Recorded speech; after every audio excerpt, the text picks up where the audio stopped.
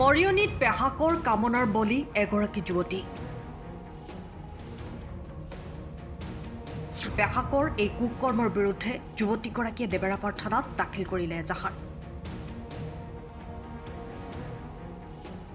মৰিয়নিৰ নকছাৰী বালিজান বাগিচাত পিতৃ মাতৃহাৰা এগৰাকী যুৱতীক ভৰণ পোষণৰ দায়িত্ব লোৱাৰ অজুহাতত দীৰ্ঘদিন ধৰি সম্পৰ্কীয় পেহাকৰ কামনাৰ বলি হ'বলগীয়া হয় যুৱতীগৰাকী।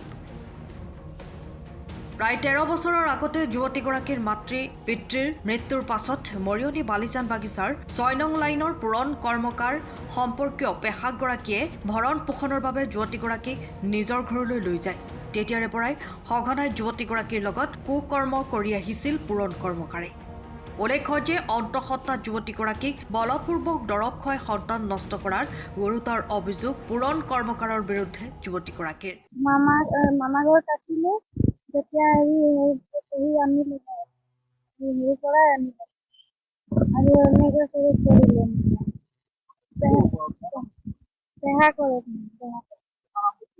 বগাই কম নাপায় সৰুৰ পৰাই কৰিছে সৰুৰ পৰা পেহী কৈছিলে পেহুৱে একো সোধা নাই। তাৰপাছত দাদাহঁতি একো কৰিবলৈ নোৱাৰে সেইটো কাৰণে মোক এনেকৈ কৰিবলৈ লৈছে সৰুৰ পৰাই 3 বছৰ 4 বছৰ মান আছিলোঁ তেতিয়াই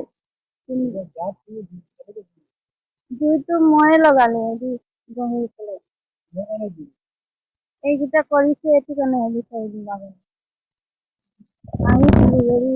পেহী কৈছে মোক বোলে বাহিৰত ওলাইছে যাবলৈ নহয় পেহী কৈছে পেহী ক'লো পেহী কৈছে বোলে যা বোলে বাহিৰত পেহী ঘৰত যাবলৈ কৰে মাৰপিট কৰে সৰুৰ পৰাই মোক মাৰি থাকে এনেকৈ কৰি থাকে।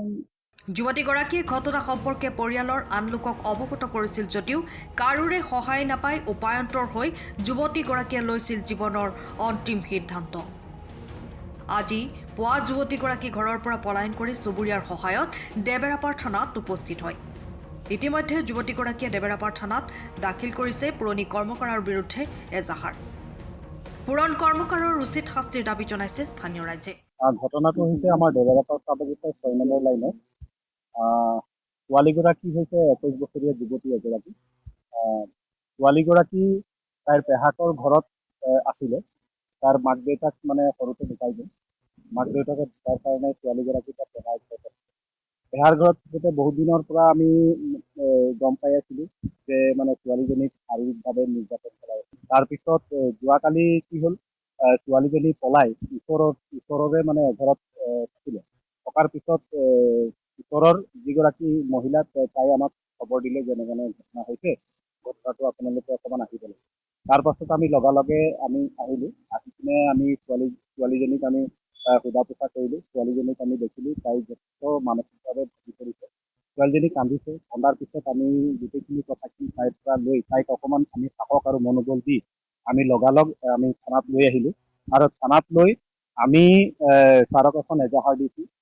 অভিযুক্তজন হৈছে যিজনে অপৰাধ কৰিছে জন ব্যক্তিৰ নাম হৈছে পূৰণ কৰ্মকাৰ। গাঁৱত তেখেতক বগাই কৰ্মকাৰ বুলি কয় আৰু তেখেতৰ নামত আজি এই ছোৱালীজনীয়ে এজাহাৰ পূৰণ কৰ্মকাৰৰ ছোৱালীজনী হৈছে আপোনাৰ পেহা বুলি কয়। পূৰণ কৰ্মকাৰ ঘৰতে আছিলে। আজি হ'ল মানে মাক দেউতাক সৰুতে ঢুকাই যোৱাৰ পিছত ছোৱালীজনী তেওঁলোকৰ ঘৰতে আছিলে। পূৰ্বে এনেকুৱা ঘটনা মানে আমি শুনিছিলোঁ। আজি হৈছে দুবাৰকে তেনেকুৱা ঘটনা হৈছে। ছোৱালীজনী মাজতে মানে জ্বলাইও লৈছিলে। তাৰ পৰা মানে এনেকুৱা অত্যাচাৰ কৰিছে মাজত জ্বলি গৈছে ছোৱালী। আৰু দুবাৰকে আমি শুনা মতে এতিয়া দুবাৰকে তাই বলপূৰ্বকভাৱে সেই ব্যক্তিজনে বলপূৰ্বকভাৱে মানে ঔষধ খুৱাই গৰ্ভ নষ্ট কৰাৰো গৰ্ভ নষ্টও কৰিছে মানে। তাই নিজে কৈছে আৰু গোটেইখিনি কথা আমি তাইৰ পৰা আমি শুনাৰ পিছত আমি আজি আৰক্ষী চকীত এজাহাৰ মৰ্মে তাৰক অৱগত কৰিছোঁ। গুচৰীয়া শাস্তি পাব লাগে, উপযুক্ত শাস্তি পাব লাগে। তাৰ ওপৰত আমি আৰক্ষী বিষয়ালৈ এটি মানে কঠোৰ মানে আমি অৱগত কৰিছোঁ। হাৰি যাব নালাগে, অপৰাধী হাৰি যাব নালাগে।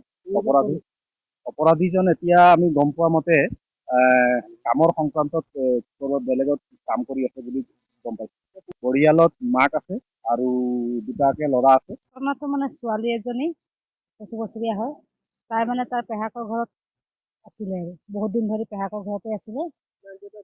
মাক দেউতাক নাই তাৰ ছোৱালীজনী।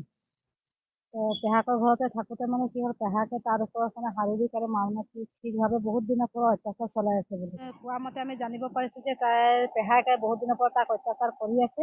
আৰু তেনেকৈ অত্যাচাৰ কৰাৰ কাৰণে সি মানে ওচৰৰ মানুহবিলাকে দেখিলে, আহি পেলাই তাক আৰু লগে লগে চবকে জনাই মেলি মেডিকেলো কৰাইছে, ডিব্ৰুগড় মেডিকেল নিছিলে। তাৰপিছত আকৌ দুবাৰমান তেনেকুৱা বোলে গৰ্ভৱতীও হৈছিলে। পেহাকে দৰৱ পানী খুৱাই পেলাই তাক গৰ্ভপাত নষ্ট কৰিছে। সময়ৰ খবৰ সময়ত পাবলৈ ফ'ল' কৰক টাইম অফ আছাম। সময়ৰ খবৰ সময়ত পাবলৈ ফ'ল' কৰক টাইম অফ আছাম।